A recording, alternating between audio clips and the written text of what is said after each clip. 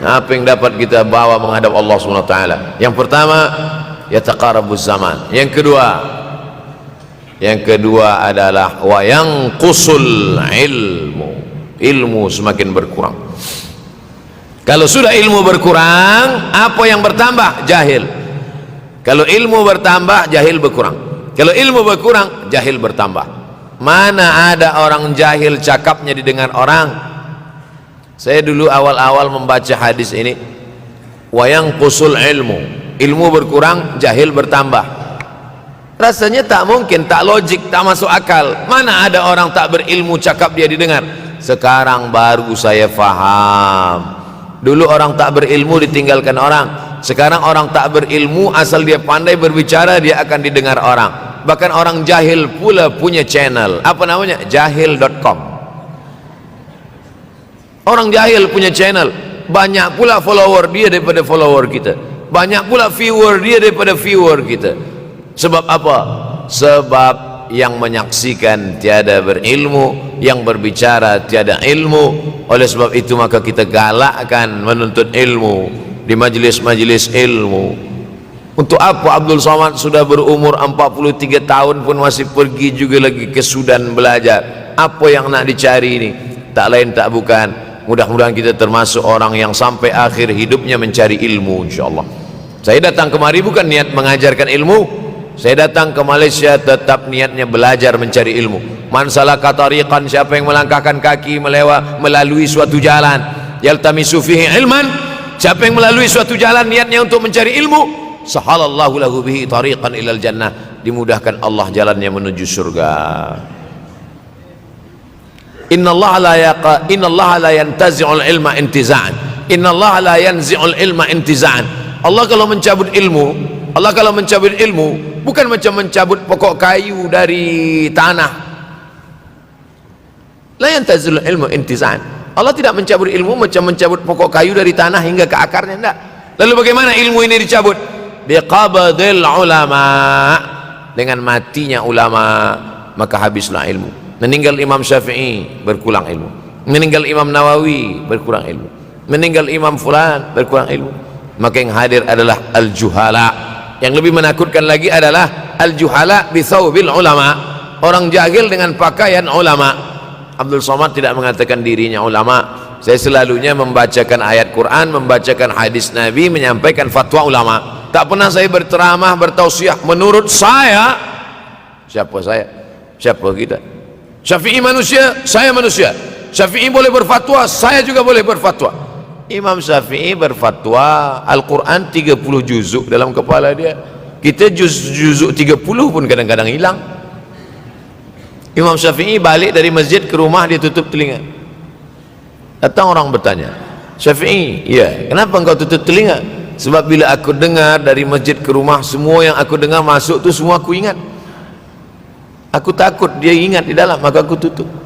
Kita yang saya sampaikan tadi pun tak ingat. Oh, Ustaz mengejek kami, enggak. Jangankan yang mendengarkan, yang bercakap pun tak ingat. Nasib baik datang orang Jepun mengingatkan kita. Nah, ini nama dia Sony. Manusia ini lupa.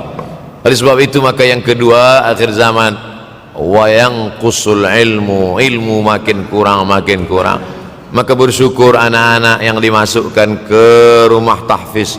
Kalau ada rumah tahfiz di kampung biasa, kalau ada rumah tahfiz di desa, dusun biasa, tapi ada tahfiz di tengah kota besar Kuala Lumpur, masih ada lagi rumah tahfiz Quran.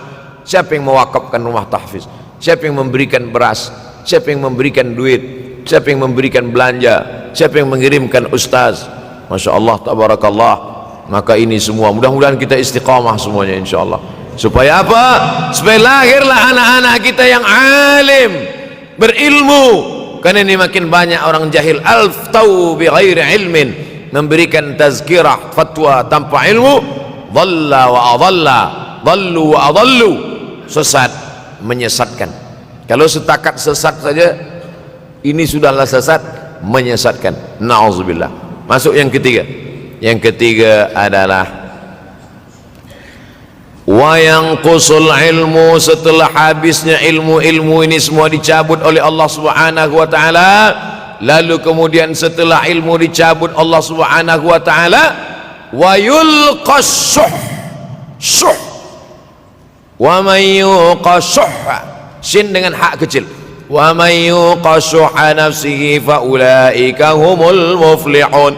Siapa yang selamat daripada sifat syuh, itulah orang yang beruntung. Hayya 'alal falah, mari kita menuju keberuntungan, kemenangan. Siapa orang yang menang? Selamat daripada sifat syuh. Ada orang menerjemahkan syuh ini pelit, bakhil.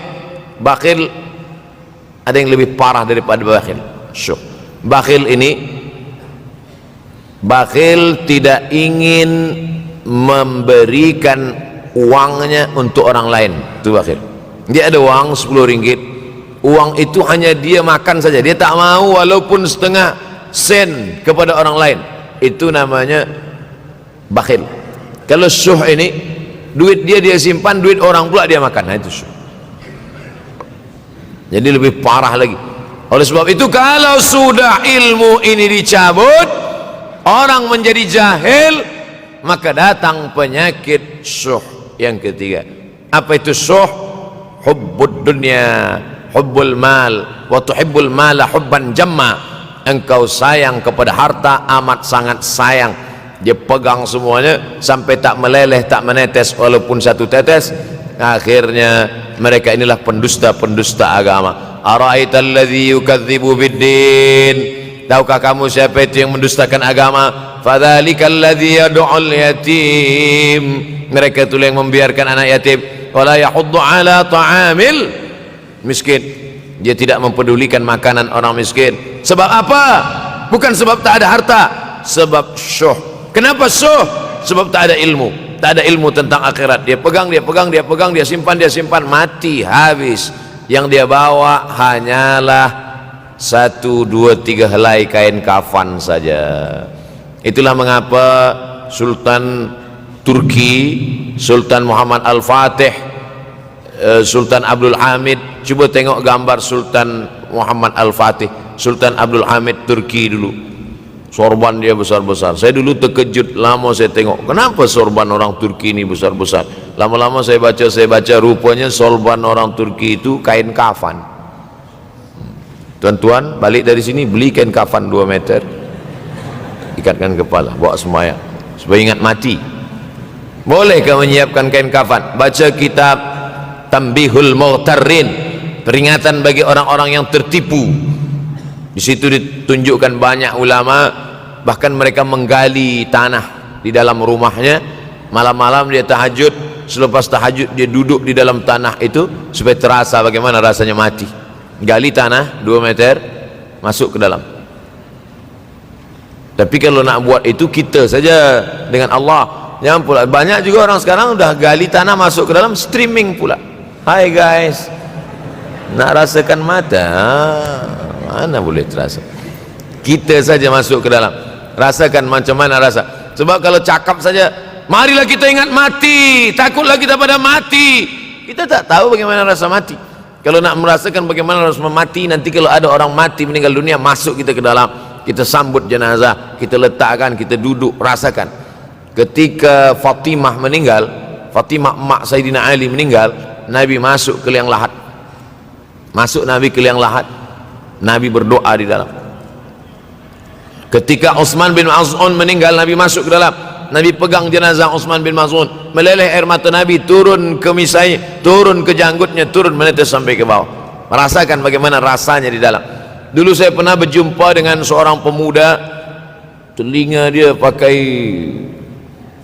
anting subang, lalu kemudian saya tengok banyak tato dia. Saya tanya, macam mana cerita awak bertaubat dulu?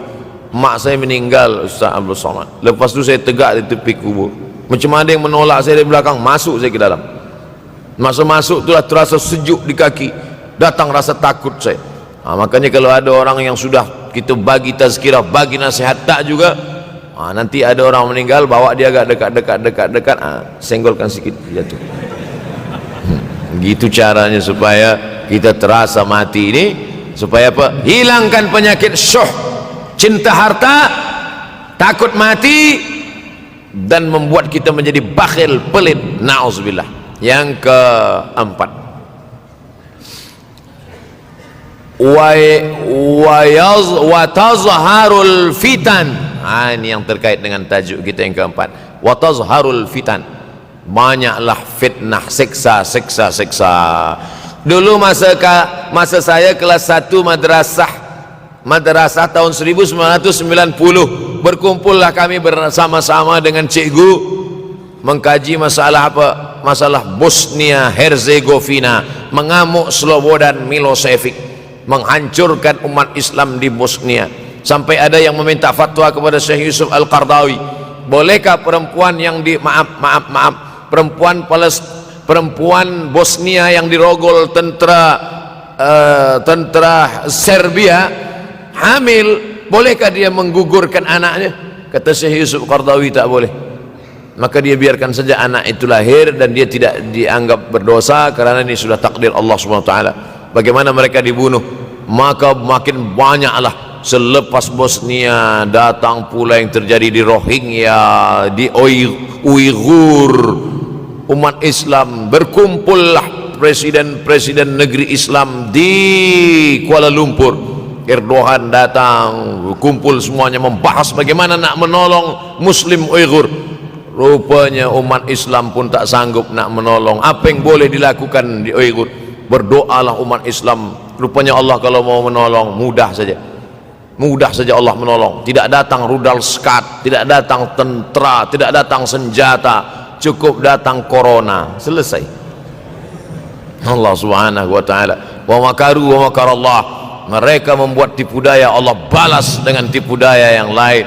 In tansurullah, kalau kau tolong, ittaqu da'watal mazlum, takutlah kamu terhadap doa orang-orang yang teraniaya. Fa innahu laisa bainahu wa bainallahi hijab, karena di antara dia dengan Allah tak ada hijab sama sekali. Wa tazharul fitan, banyaklah fitnah. Yang terakhir, yang kelima, wa yaksurul haraj, banyak terjadi haraj, kata Nabi. Sahabat pun bertanya, ya Rasulullah, wa mal haraj, apa haraj itu ya Rasulullah? Kata Nabi SAW, al haraj al qatlu, nanti di akhir zaman itu akan banyak pembunuhan. Dulu pun banyak juga pembunuhan, tapi tak banyak sekarang. Pembunuhan di Palestina sampai sekarang tak berakhir. Pembunuhan Rohingya tak berakhir. Pembunuhan di Uighur, pembunuhan. Dulu imam-imam masjid, imam salat tarawih dulu di Masjidil Haram, Allahumma ansuril Islam wal muslimina fi Palestin. Dulu satu aja. Selepas itu bertambah, Allahumma ansuril Islam wal muslimina fi Palestin wa Suriah. Selepas itu bertambah lagi, Allahumma ansuril Islam wal muslimina fi Palestin wa Suriah wal Yaman. Selepas itu bertambah wa Uighur, wa akhirnya wa fi kulli makan. Semakin bertambah. Oleh sebab itu maka ini di antara fitnah akhir zaman. Man lam yahtam bi amril muslimin falaysa minhum.